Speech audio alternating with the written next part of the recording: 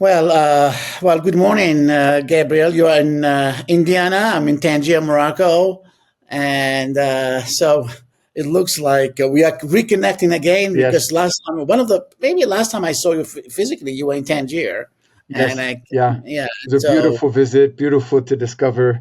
Now that was, the second time, but both times, yeah, were unforgettable. To be with you already is unforgettable, Anwar. But I mean, Tangier. I yeah, mean, what a I'm sure you could sing Tangier's praises at length, but for me, it's just an incredible city, incredible place.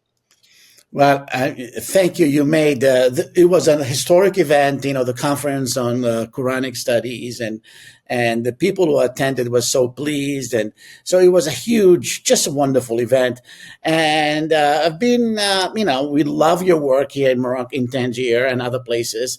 And I recently got a chance to reread your book, The Emergence of Islam, and it just reminded me how useful, how absolutely indispensable a book is to understand the the actual making of the Islamic tradition, which is uh, not very well understood in at least in Muslim majority nations, and I would even assume in most of the other parts of the world, except among some scholars like yourself and others who pay very close attention and go the unconventional path of doing this kind of research and scholarship.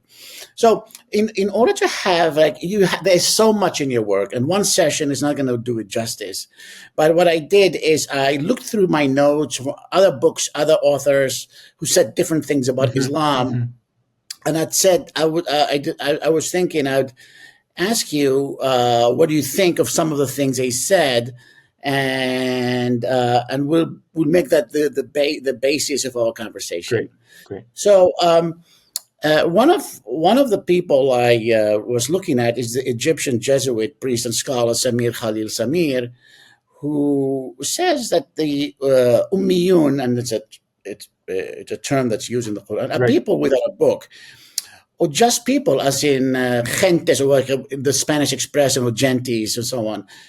What, what's your opinion on that? Yeah, this is a really, really key word in the Quran. So we find it in the singular, ummi, and Hmm. then we find ummiyun, so the plural of that. And it's a real riddle because the standard understanding of ummi, as I'm sure you know, Anwar, is illiterate. So there's a passage in Quran 7, Surah Al-Araf, which speaks presumably of Muhammad as a Nabi al-Ummi. And so, this becomes key in sort of the construction of what people might call like apologetics, or, Muslims might call dawah for Islam. Muhammad was ummi. Ummi means illiterate. Therefore, he didn't have any sort of information that came from reading books. Everything he knew, including things that sort of historically he shouldn't have known, that all came from God. So it becomes sort of like a building block in this construction of an edifice of dawah or apologetics, affirming that Muhammad was a prophet who received messages directly from God. Now, there's different problems for that, because we could think like historically, what we know of the prophet's biography, how likely is it that he was illiterate? But I mean, just the point that you raise, and that Samir Khalif Samir raises, is, well, this term is also used in the plural. We have different verses which speak about God sending a prophet among the Ummiyin, so among the Ummis. So does this mean that all of, say, the Meccans were illiterate, if they're all called Ummis? And in fact, most likely, by the way, it's important to concede that one word can be used in different ways. So that's just out there as a possibility, that maybe in the plural it's being used in one way, in the singular another way. Someone could push back in a way. But most likely the term is just, it's related to ummah, that Arabic term meaning nation or community. And so, the reference you made to like gentes in Latin, where we get the English word Gentile, comes from gens, just meaning a nation, basically like ummah. I think that's basically right. The only thing that might be added, I guess, to the notion of the Quran referring to nation or the peoples, it's also probably flavored by the Quran's interest in this category of Jews and Christians as Ahl al-Kitab, people of the book. And so clearly the Quran distinguishes between the Ahl al-Kitab, the people of the book, and the Ummis. We see this in different passages. And that could suggest that when it says Ummiyun, it's sort of another way of saying not people of the book. If we identify people of the book as Jews and Christians, there's kind of a religious element to that as well. So it's not only, I would say, national or ethnic, but also religious. Now that you're talking about it, you're reminding me of the things you say in your book, and it's very clearly the Quran insists on the Quran being revealed or in Arabic to Arabic-speaking peoples, right, so that they might have a book of their own. And if I understand you correctly in your analysis of the situation, it would seem one could.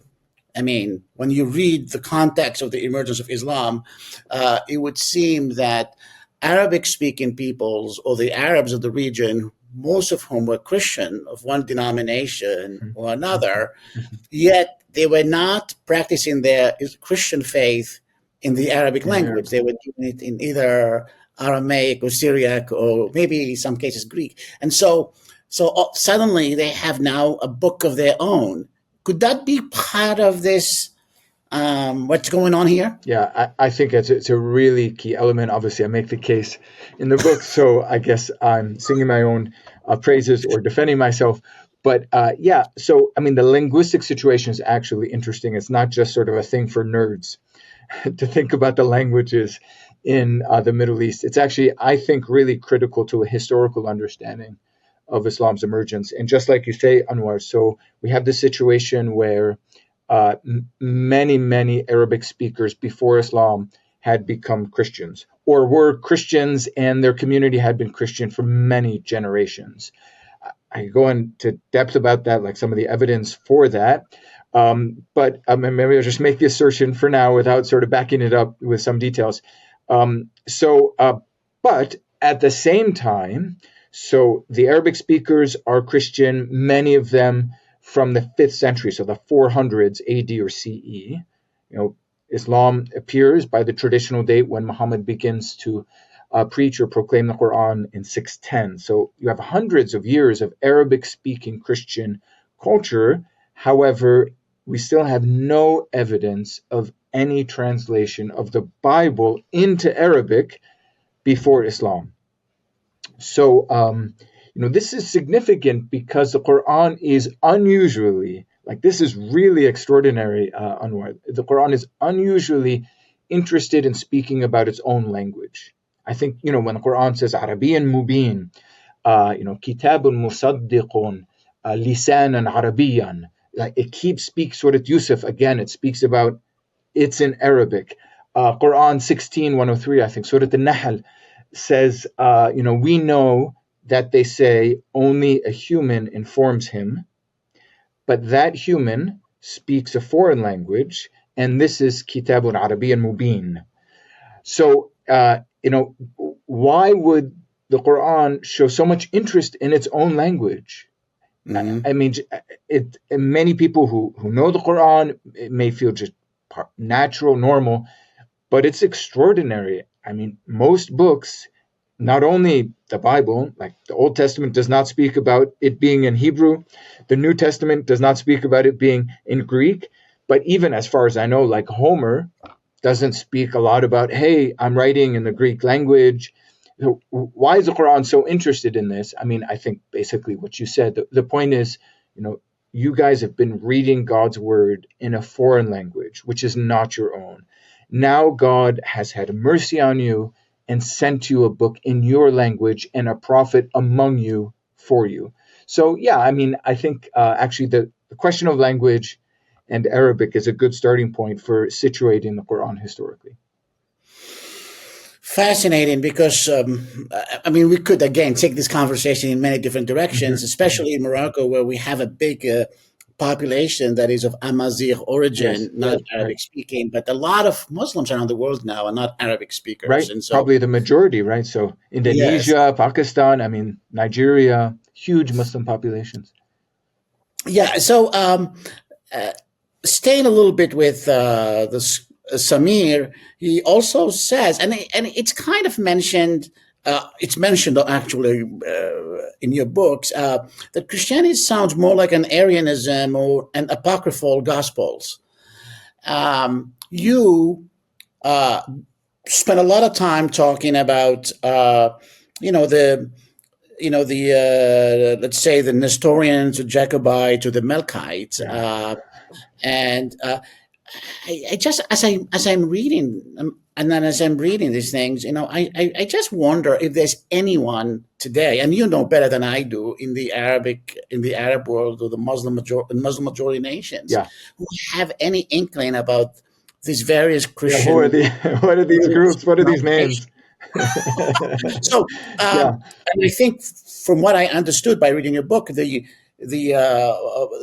Islam is the Islamic faith, or the way the Islam treats its Vision of God its and religion, yeah. is closer to the Nestorians. Yeah. So I mean, 100% on more like even here at Notre Dame, Yes. mostly Catholic Christian students, they're like, what was that word? Nestorian? What was that?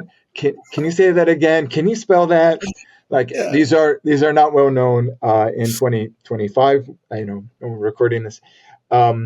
Yeah. So and when we look at the early Islamic sources, now eventually Muslims writing works against Christian theology will study and learn what are the teachings of these different Christian movements. So we do find, Muslim thinkers in the, say, 9th, 10th century, then they do write against the Nestorians, against the Jacobites, against the Melkites. So that eventually gets there. But the early sources, when they're speaking of sort of Christianity in the Prophet's time, they're not really, the Muslim Arabic sources, they're not really aware of these different movements. There's kind of a disconnect between sort of the internal discourse that Christians in the 6th, 7th, 8th centuries AD used for themselves, and then the way Muslims will come to speak about Christians.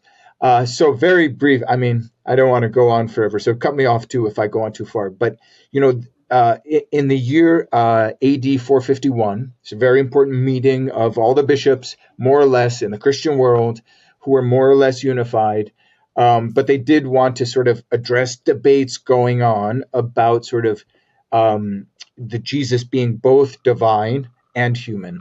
And at this council, it's a council of Chalcedon, 451, sort of the official declaration is that Jesus has a human nature and a divine nature. They're completely unified in his person. And not everyone likes this. And the truth is that there's also some political, social rivalries, cultural differences behind it. But eventually there are two groups that break off from that. And one is often called the Nestorians, and another is called the Miaphysites or the Jacobites. There's tons of terms, gets pretty complicated. But in those days, so 5th, 6th, 7th, 8th, really up into the medieval period, it's that division in the East that is really important for the church.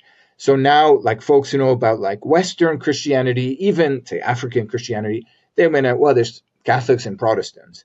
So that's kind of a more, since 1517, Martin Luther, that's a big thing in the West. But in those days, it were these movements. Now, I don't know if that's so far so good, but it is important to speak a little bit about the Nestorian teaching in this context. Mm-hmm.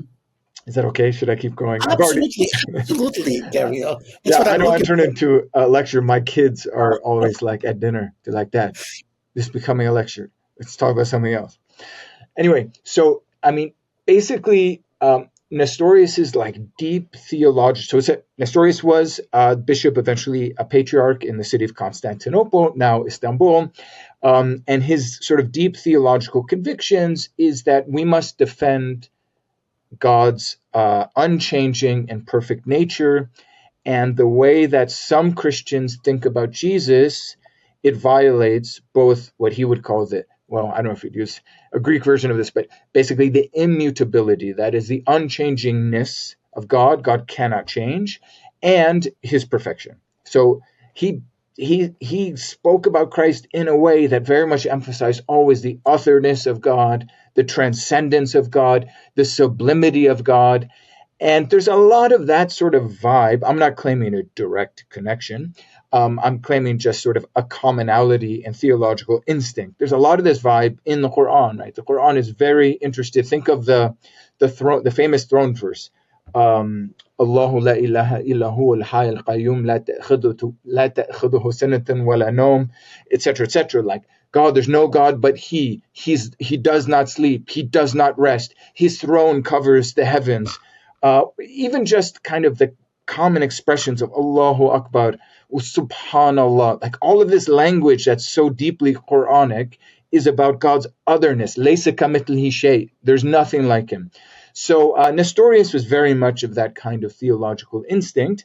So in a way, what I do by making this observation or argument is to say there are actually deeper theological currents in the Quran. The Quran is not the first voice in a chorus about like how other is God and how immanent or close to us is God. Yeah, no, that's that is amazing. That background is the problem. The reason I mention it, and we need to talk about it more often, is that background is, as we said, is it's practically unknown in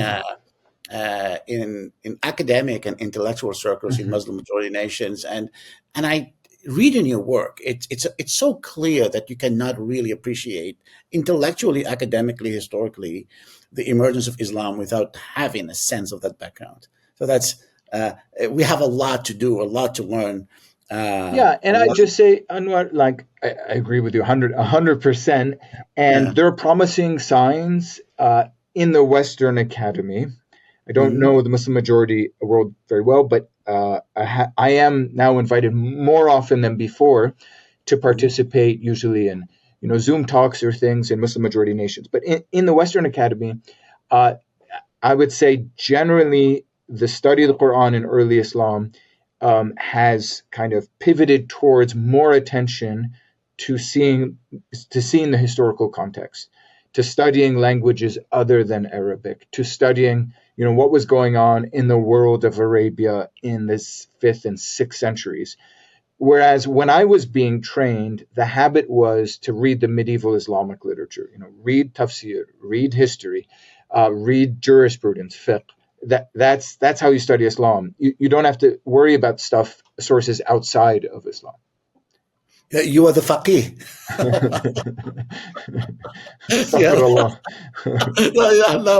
So another sort of talking about language and the impact or the transfer of language from one religion to another. I'm curious about the word Nasara, and as I was going through my note, and when I read Sidney Griffith's book, The Church in the Shadow of the Mosque, Christians and Muslims in the World of Islam, he says that Nasara are mentioned some 14 times in the Quran, as opposed to Ahl al-Kitab, who are mentioned some 54 times. And I think by Nasara he meant Nestorians and Jacobites and or Melkites after 681 or not. I don't know. So why? What is the difference between Al-Nasara, Al-Masihiyun, and what is the difference between the two? I mean, the Nazarenes also, as mentioned in one other, I think Edouard Marie Gallet, one of these authors, one of those researchers, talks about a Jewish Christian movement called the Nazarenes or something like that. Yeah, so I mean, this is a big riddle, a big enigma, and again, it's a sort of thing where Muslim friends who know the Quran, are used to the Quran, they might not see how extraordinary it is that the Quran refers to Christians as Nasara. I think it's simply referring to sort of plain old Christians, not to some particular heresies or unique group or something. We could circle back to that. I mean, it sounds like Gallet makes the case that there's some other group, but I mean, just the fundamentals. basically the word for Christians in every language on earth, more or less, is some version of the Greek word Christianoi. So Christianoi means followers of the Christ or the Messiah, which is why in Arabic, the standard word is Mesihiyun. That's the self-identification of Christians, and that's coming from how the New Testament itself describes this new community, which is in Greek, Christianoi. Every language, English, French, all these languages use some version of this Greek term, and even Arabs, Christian Arabs, say Mesihiyun. And then we have the Qur'an, which never uses the word Mesihiyun, even though it refers to Jesus as Al-Masih, as the Messiah. Instead, when it's referring to his community or the community that claims allegiance to him, it calls them Nasara. So I remember I heard a TV interview once in Lebanon with Samir Khalil Samir, and he was having a dialogue with a sheikh or an imam, and the imam kept saying like, Ya akh al-Nasrani, or something like that, my Nasrani brother. And yes. Samir was telling him, listen, I don't recognize this word Nasrani. It doesn't mean anything to me. Kindly refer to me as al-Masihi. And they had back and forth about this, because the sheikh was like, yeah, but Allah subhanahu says, anyway, we don't have to go there. But in brief, the interesting and intriguing thing about the word Nasara is that it seems to be related to the city of Jesus, which is Nazareth, which in Arabic, as you know, is Nasira. And in fact, there was a term that was used in the early church and even used by Persian Zoroastrians to refer to Christians, which is that the people, the Nazarene sect, the group of the Nazarenes. And I think almost without exception, maybe without exception, it's used in those sources. I'm not speaking about the Qur'an now, but in those sources, it's used in a hostile way. Whenever Nazarenes, it's either a so-called standard Christian accusing a group of being heretical. So we have this in early church writings, like those Nazarenes, they have these heretical, terrible beliefs. Or first of all, in the Acts of the Apostles, which is the 5th book of the New Testament, one of the pagan Romans is made to say there, this group of Nazarenes. That's the first time we find it used for the Christians. And then when Persians or Zoroastrians use it, it's also in a hostile way. So, I mean, that doesn't mean necessarily, that doesn't seal the deal that the Qur'an is connected to that particular use. For me, it's still mostly a mystery, but it's interesting to recognize that it really is unusual.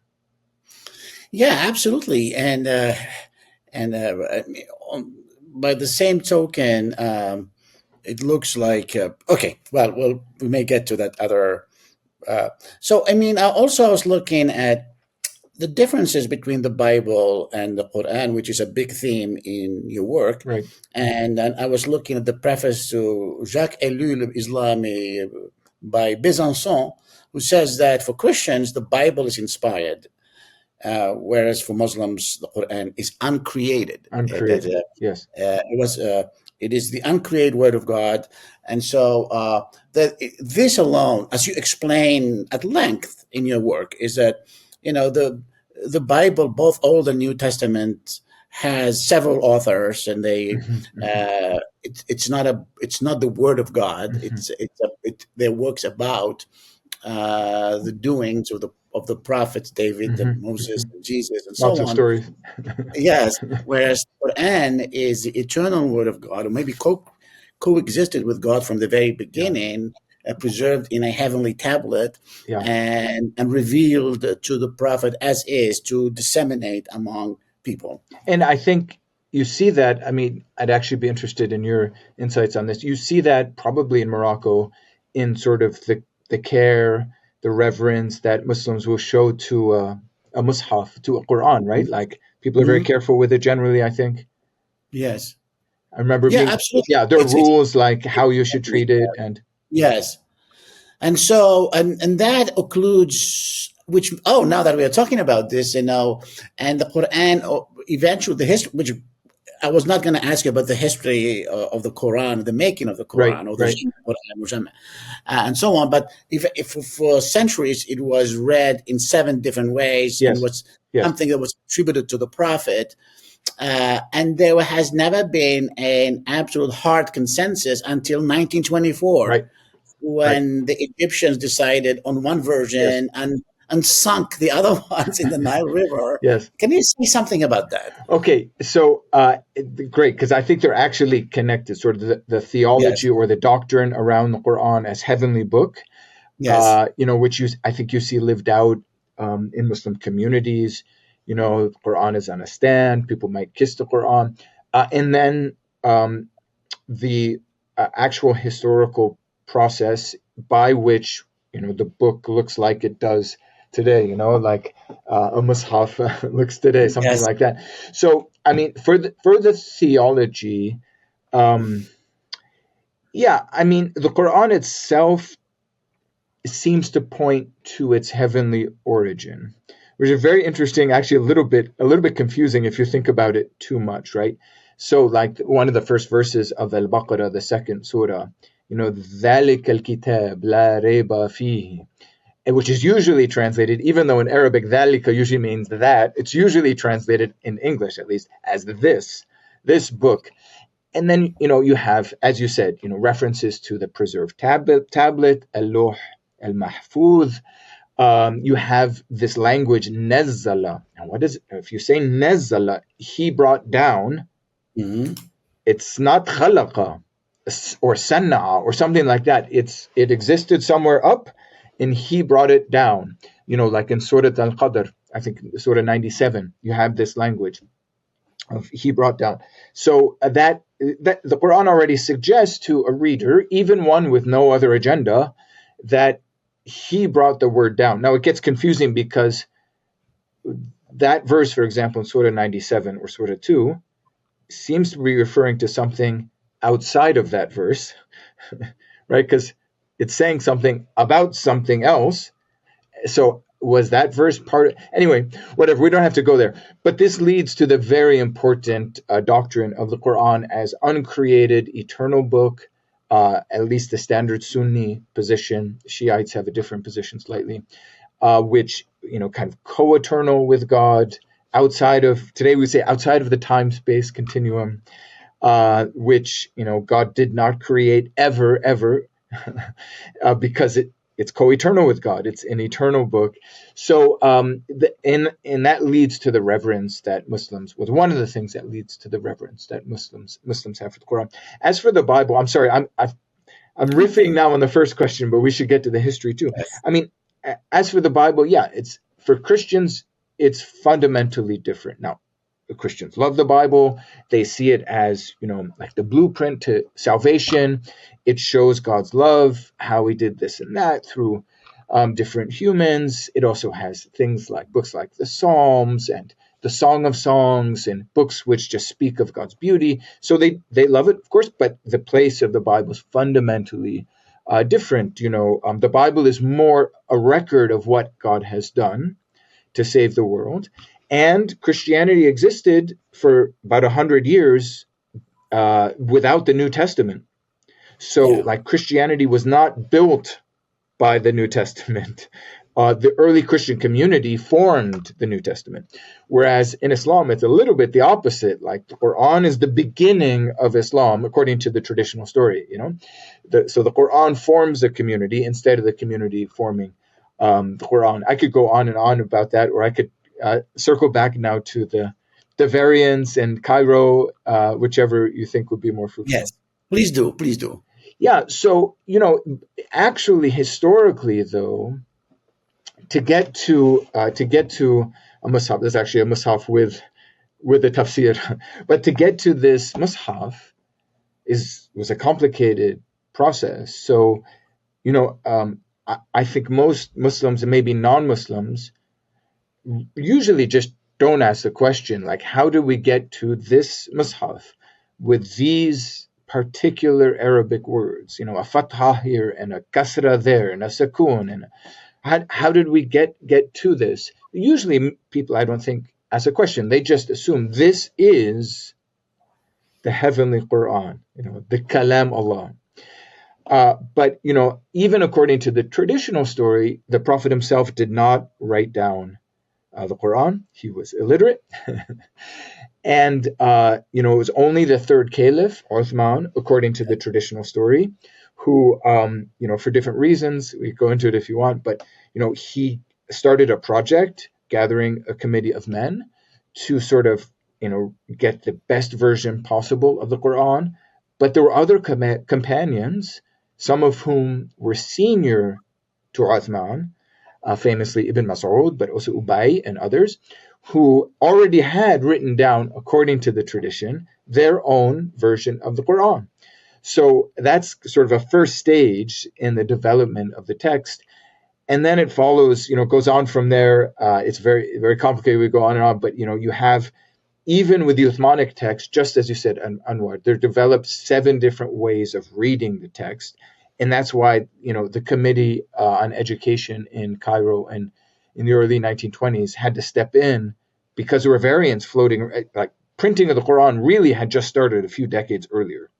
And it led to all these variants in the printed editions. And they noticed this in Cairo because they had just, basically under British tutelage, established, a public school system, a state school system. They were teaching Quran in the schools, and they're noticing differences. We got to do something about this. And this provokes the formation of the standard Quran, which almost everyone reads today. That in itself is an amazing story. I'd like to continue a little bit more with that kind of biblical, or the biblical relationship, or the Quran's relationship to the Bible. Sure. And there's a curious fact in the Quran. And I mean, if I remember correctly, Muhammad, the Prophet Muhammad, is mentioned a total of 5 times, 4 times as Muhammad and 1 time as Muhammad. Whereas, if I can't remember Moses is mentioned many more than 40 times, yes, something like that. Yeah. So, isn't that a curious thing? And to find that the book, the Prophet of Islam is mentioned a lot less than than Moses, or is Moses, and so that also calls to attention the relationship between Islam and Judaism. Yes, yeah, both super important questions. I mean, I guess you would say Muhammad is everywhere and almost nowhere at the same time in the Quran, because as you know, Anwar, very often the Quran has verses in which God is speaking in the first person. To Muhammad, saying things like, we know that they say X, say qul, second person singular, Y. Right? So many verses like that. And so often the Quran is sort of giving messages of comfort to Muhammad in the second person singular. Be patient. Say to them, I am only a warner. There's many verses, or there are explicit sort of commands to Muhammad, usually in the Medinan material, to literally to do this or that. Sometimes in his family life, sometimes with laws, etc., etc. So, I mean, in a sense, Muhammad is everywhere in the text, because one assumes that those second person singular addresses in the Quran are meant for Muhammad. So and in a way, I would add to that all of the prophets other than Muhammad are really there for the sake of Muhammad. So I mean, we could go into depth about this, but the way that say Noah, or Abraham, or Moses, or even Jesus is presented in the Quran is meant to, in my opinion, if you ask the question as a scholar, like, wait, why is this part of the biblical story mentioned, or maybe some non-biblical book mentioned, but all those other parts are not, or why is something articulated in this way and not that way? Inevitably, the answer is because by doing it this way, the Quran is advancing its case for Muhammad, right? Moses becomes someone who anticipates Muhammad. Noah becomes someone who Noah is kind of the easiest example to cite, because in most of Jewish and Christian tradition, he's not really he doesn't say much. He doesn't speak much. He definitely does not warn people about the day of judgment and things like that. He's not interested really in like the end of the world, the day of resurrection. But the Qur'an, he becomes a preacher warning people, believe in God. This is not at all in Genesis, and it's not really a lot there in the other Noah material.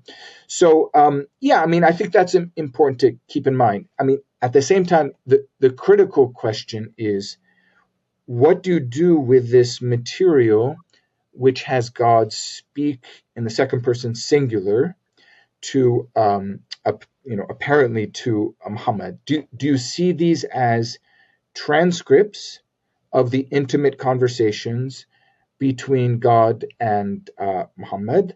Or do you see these as the effort of the Quranic authors to present a case for their prophet? I'm not denying he exists, right? So Muhammad exists, but things are articulated in a way that makes a convincing case to a potential audience that he really was a prophet. Look, here's an example of what God said to him personally. You get to listen in.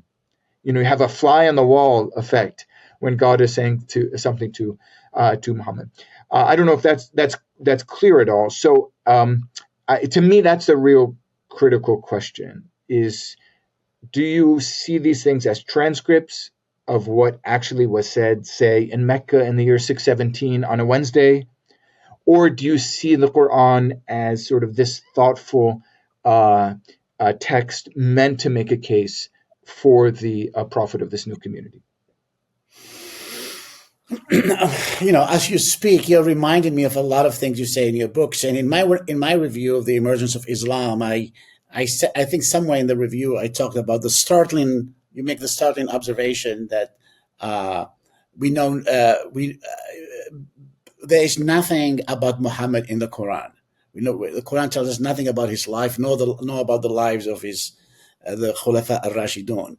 So it's you talk about the text. There is, of course, the Quranic text, but if we're just to go by the Quran alone, there's nothing we know. It tells us nothing. We can know there's nothing to know about Muhammad in it.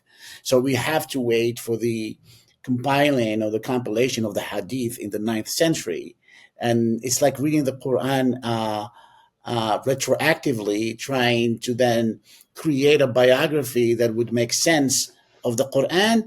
That's how there's more to it, but in a very simplistic way, that's how I understand. On top of that, the people who are compiling or creating the hadith, and apparently that's a staggering figure of 1,600,000 hadiths that was produced in that century. It shows that without creating a biography of the prophet, that the Quran will remain incomprehensible, which is partly part of its purpose, which is it is supposed to be recited, not to be necessarily understood. Yeah, great points, terrific points. I mean, on the hadith, one can begin to see why there are so many by appreciating, I think, their role in daily life. So many hadith have direct applications for daily life. And I mean, just, what do you do if someone sneezes? Well, here's a hadith which says that, Muhammad said, if you sneeze, you should say Alhamdulillah. And if someone else sneezes, you should say Yarhamukallah. What do you do if food falls on the floor? Here's a hadith in which Muhammad says, I mean, all of these details, like if you wake up from a bad dream, spit 3 times to your left because the devil could be involved. Like, so you could see, how you can really kind of walk back, in the 8th, 9th centuries, folks have this underlying assumption that God and Muhammad have guidance for every little thing. And so they're asking questions to the ulama, to the scholars, like, okay, what about if I wake up from a bad dream? What if a piece of food falls on the floor? And this is generating new and new hadith to cover every possible thing. So, I mean, that's important to note. The problem is that in many Muslim majority societies and in Muslim communities in the so-called diaspora, is probably not the right term, but Muslim communities in the West, at the heart of the way that the community functions is the role of, the alam, or the learned man, usually, who is demonstrating his authority and in a way carrying out his leadership role by telling people, what is haram, what is halal, what do you do if you sneeze, what do you do if you have a bad dream, but even more consequential things, right? Like, with marriages, or, a child who does this or that by breaking the law, like pretty serious things, like what the idea of khalwa, like, can a man and a woman be alone in a secluded space?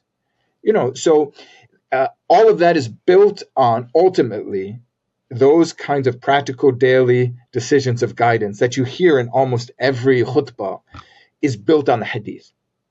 So I'm sorry, I'm kind of taking this in a different direction because you're also speaking about Qur'an. But I mean, that's so central to the way that in many Muslim communities, like, everything is organized, is around this notion of the alim who knows the hadith. This is the basis of his authority.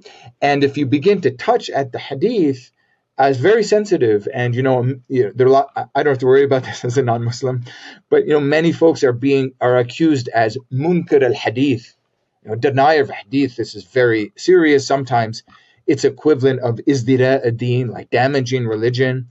So, yeah, I mean, that's the interesting aspect for me, is just seeing kind of embodied in a social context how the multiplication of hadith really had a formative and lasting influence on the nature of Islam. Yeah, to the point that we could presumably make the claim that could we have Islam as we know it without the hadith? Very interesting. Very interesting. Yeah. Because, based on, again, the picture presented by you and other scholars is that, there is a prophetic revelation that took place, and there is a person, we call him Muhammad, but then, the Islam was crafted, was put together, not in Arabia, but in Iraq in the 9th century, or something, or maybe Syria and Iraq, or mostly in Iraq, when the Hadith was because the Maghazi and the Sirah was compiled, and so on and so forth. So, so that is the relationship. When we talk about Islam, what are we talking about? Are we talking about God's message that took place in a relationship between him and the prophet? Or are we talking about the work of human beings, fallible scholars in the 9th century who who came up with 1,600,000 hadiths to explain and justify and so on and so forth? Yeah, great question. And it's important to note that, there are and always have been currents of Islam which emphasize more the spirituality. So, I mean, often without denying the sort of law, daily practice side of things, but the emphasis on the spirituality. So there's some of this in Sufism, but even Sufism can sometimes be very legalistic. But especially reformers, I mean, it's not really my territory, so someone in the comments may correct me, but it's, especially reformers, whether in like India, so Sayyid Ahmed Khan, someone like that, but also in the Arab world. So not all, but some of the reformers, more Afghani and Muhammad Abdu, and some folks more recently, Ibrahim Isa, these sort of reform, the term, Islahi, it can be used in different ways in Arabic, but for those guys, the point was to sort of turn more towards the ethics and the spirituality, away from the hadith and the legalism and dividing your whole life every day between haram and halal. And these are the guys who inevitably get in trouble. Even Ibrahim Isa today, very courageous, brilliant scholar. People are always trying to accuse him of this or that. So, in fact, historically, Sunni Islam develops only when this whole system of jurisprudence which becomes very carefully organized, as you know, into four, what they call madhabs, these four schools, the Hanafi one being the first historically. Only when that forms, and Abu Hanifa dies in the 8th century, going all the way up to Ahmad ibn Hanbal, who dies in the 9th century. So they weren't around at the time of the prophets. It's only when this whole idea that life is all about, both in terms of teaching and thinking. So, what is orthodox teaching, on, God, man, woman, angels, jinn, and daily practice, sneezing, yawning, sleeping. Only when the system is put in place that there are ulama, they do fiqh, they do jurisprudence, they label things as haram or halal or something in between. That's when Sunni Islam appears. So, that time period, in my humble opinion, 9th and 10th century, is very critical. So earlier this year, I was reading a review in the Wall Street Journal by Dominic Green, and he of two books, new books. One was called Ancient Christianities by Paula Fredrickson, Yes. and another one by Wally Stifaresis, it's called Capernaum, which led me. It looks like the process of the making of the Christian religion is not dissimilar to the process of the making of the Islamic. There's centuries passed between the Jesus moment to when Constantine gathered all the bishops and so on and created a church. It reminds me of a work of art. When you go to a museum, when you see a Picasso, a Matisse, something on the wall, would that work of art have its value without you knowing how it is interpreted? In other words, how people have read what they said about that work of art. In other words, can religion exist? Can a religion exist? Is a prophetic moment enough to make a religion? Does that prophetic moment need a series of interpretation and codification for a religion to exist? Very interesting. Yeah. So different ways to sort of elaborate this, maybe even further. One is what we spoke about earlier in terms of the development of the Quranic text. So, according to the original, the traditional story, there were different mushafs, which Uthman eliminated, the third caliph. Ibn Mas'ud, Ubay, maybe even Ali ibn Abi Talib, the son-in-law and cousin of the Prophet, had his own mushaf, maybe. Now we've found one non-Uthmanic, remains of a non-Uthmanic codex in the discovery at Sana'a in Yemen. So that might or might not vindicate that story. And then even then, it was very typical up to the 19th and early 20th century to have people reciting the Qur'an in a version which is different than the standard mushaf today, which is Hafs an Asim. That's the name of the reading. So it took, up to the 20th century to kind of get one mushaf, but also with the figure of Muhammad and his role. Like this is pretty interesting, right? And it's still contested in interesting ways among people who love Muhammad. So I'm not speaking about people who insult Muhammad or anything like that. I'm just speaking about lovers of Muhammad, right? Because it's conceivable that God chose Muhammad, chose Muhammad, basically to communicate the Qur'an. It's conceivable that Muhammad, had great virtues, and maybe those virtues, let's say courage, wisdom, patience, those sorts of things. Those are good virtues. People should develop them in their own ways. But that is not the decision that ultimately prevailed among Sunni Muslims, in part through the influence of someone named Shafi'i, but others too, many others. The idea eventually was that basically, there's some things Muhammad did that only he could do, such as the number of wives he married. And the fact that he's a man, not everything he does is exemplary for women or children. But basically, we should imitate him in everything. He put on his right shoe first in the morning. His hygiene with anything from toothbrushes to armpit hair, all of this should be imitated. It wasn't obvious that should be the way Islam would develop. So the historical process is really interesting. It's not for me to decide at all as a non-Muslim. I'm not saying which is right or wrong. Like you said, I'm a Christian. Christianity develops historically. What if the Council of Chalcedon or Vatican II more recently had decided differently? But for those who are interested in the history of religious development, there's a lot to see there. Yeah, I mean, the question becomes,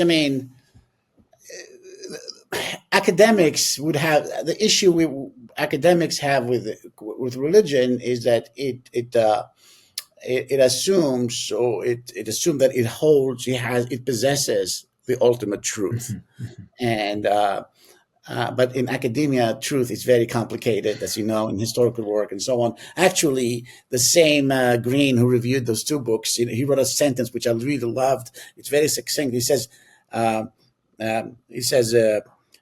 the practice of history, unlike religion, requires heretics. So absolutely, you cannot, to do history like you do, and but I don't know if it's a silly remark, Anwar, but I was listening to a podcast on Joan of Arc among some French folks, and they were Joan of Arc is complicated in all these ways as a national figure, religious figure. But it just reminded me that, Joan of Arc was condemned and burned by an ecclesiastical Catholic. I mean, there were no Protestants yet, but a Catholic ecclesiastical court doing things carefully according to the rules. And then that same church, it took till the 20th century, made her a saint. So yes. Things are complicated I was thinking for some, she was a heretic. And then that same church said, no, she's actually a saint. Yeah, so it's just like tragedy and comedy. So over time, what is tragic ends up being comic. Yes. It's very interesting. Yeah. This question of religion, the practice of religion. When I talked about art, I actually was thinking about art. Sometimes I feel like religious people. It's like they're living inside a poem. And when you live inside a poem, you cannot both live inside a poem and analyze it and deconstruct the poem. And that's how I feel being back in Morocco after more than 40 years in the United States. Islam is it's a collective act. It's like everybody has their own, it's in the process of writing their own religion. Maybe even in the manner of speaking, the sorts of phrases one uses, or in the here and now, and they're simply not interested in the. So when I reviewed Shoemaker's piece, I said that whatever it is, even though it doesn't make historical sense, doesn't make rational sense, there are many problems with religion as the way we understand religion. But on the other hand, if the social effect of religion in a country like Morocco, where people are live in communities and there's a rich texture of social life every day, and there's a lot of love and friendship and so on and so forth. It's a far cry from the despondence, loneliness that has afflicted Western industrial societies like the United States and other places. Interesting. So if you are looking at the effect of how religion enhances the human experience, you would find a better example in Morocco than you'd find in the United States. So interesting. Yeah, my colleague here at Notre Dame, Christian Smith, is a sociologist, and he speaks about religious attitudes and has done sort of surveys and interviews with young Americans about their religious attitudes. And he finds that a main aspect in what they hope for in religion, he calls therapeutic. That religion could basically make you feel better. He's kind of low-key critical of that because he sees that as connected towards Americans' ignorance of, what's in the Bible and other stuff. They haven't done the work to actually study the religion. I think it's a really important reminder. for folks who may be sort of skeptical or ex-religious, or ex-Christian, or whatever in the West. I was just speaking with I was listening to a podcast with a former student who had spent time in Oman. And he said, he was a religious Christian, went to Oman, and he was like, I went there with some non-religious Americans, and they would meet someone, and one of the first questions one of the Omanis would ask them would be like, "What's your religion?" They'd be like, "Oh, I don't really have one." And the Omanis would be like, "What do you mean you don't have a religion? Like what? Yeah. This doesn't make sense." And sometimes the conversation would lead to eventually them saying, "Why don't you just be a Muslim? Like, what's keeping you from being a Muslim?" And in the podcast, my former student made the comment of like, "I think this was great for these Americans. Like, most of them didn't convert to Islam, but in the U.S., no one would have the chutzpah to be like, why aren't you a believer? Why aren't you a Christian? What's wrong with you?" And so, even in that aspect, like the religious culture in many Muslim majority countries, leads people to ask, some big questions and to at least think about religion instead of just, completely setting it aside. Yeah, I mean, it's a way of organizing society. It gives you a vision of the future. It gives you a purpose in life. So I was talking to a very good friend of mine, a prominent scholar in Morocco, yesterday or the day before yesterday, and I've been saying this for a while now. I think the biggest culprit, the thing that I think caused a lot of damage to human civilization, is the industrial revolution, and it had created what flowed from the industrial, which is married to capitalism. What flowed from it is astounding in terms of impact on the way people do things. Yeah, And very Tolstoy. Also, Anouar Tolstoy, I think, had the same ideas as you. so, but I talk about the impact of religion, not just in Morocco. When you go to some place like Spain, Lyon, Mexico City, the most striking, the most edifying, the most awesome place you visit it's usually the cathedral. Yes. And the power, the spirit that led to the creation, the sacrifices. That kind of spirit has vanished in a modern industrial capitalist Think world. of I don't know if you agree with me. This may be a controversial take, but I don't know France very well, but I lived there for a year, and I began to notice that all of the new buildings are ugly, in my opinion. Yes. All the modern architecture, and then there's these beautiful old buildings, and you're like, what the heck happened?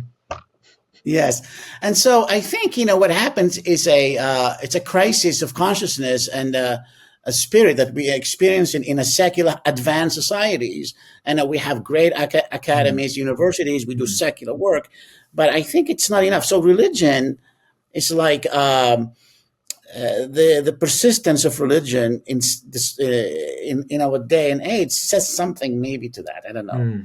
Yes, yes. Yeah, it's definitely not going away. I mean, people in the West have finally sort of come around to this opinion. I mean, I think the very popular idea that I would still hear, when I was studying in the 90s, was, religion's on its way out. I mean, some of that could have been sort of, I don't know, latent Marxist visions or something among academics. But I mean, that was kind of the idea that, and in the U.S., religion, and Europe, religion really was trending down. But now most people have seen, like, the resurgence of Islam is probably the most visible in very, very, external ways, right? Like, Islam has not only sort of grown in terms of maybe the number of people identifying as Muslims, but the way that people are being Muslims. In most Arab countries, at least, but I've heard the same is in the case in Indonesia. More and more women are putting on hijab, other external signs like, even men, there's the aura for men. They're dressing more conservatively according to the aura. So, that has taught a lesson to people in the West that, like, oh gosh, like, maybe we shouldn't have been so quick to assume religion is going away. Since you mentioned Marx, and maybe we'll conclude with this, you remind me, like, So, I mean, I'm not so sure. Marxist idea would be that humans create their own gods, Mm, and mm, not vice mm. versa. So, to me, this question, who came first, our conception of God, or God's creation of us, Who created whom? who created whom, uh, it's besides the point now. Now I think what we're noticing is people are constantly in the process of creating their own uh, religious views, their own ways of thinking about life. Um, And that and they, raises, I know it's okay if I jump in. I know we're almost at the end of time, but that raises a really interesting question for me that I think about just as a Christian, right? Like the question of authenticity and freedom. So, both Christians and Muslims claim that, they allow people freedom to sort of, decide for God or against God, for Islam or against Islam. And yet, like, if you're in a fully religious society with ideas of honor and shame, if you do this or that, you're going to get negative reactions, criticism, corrections.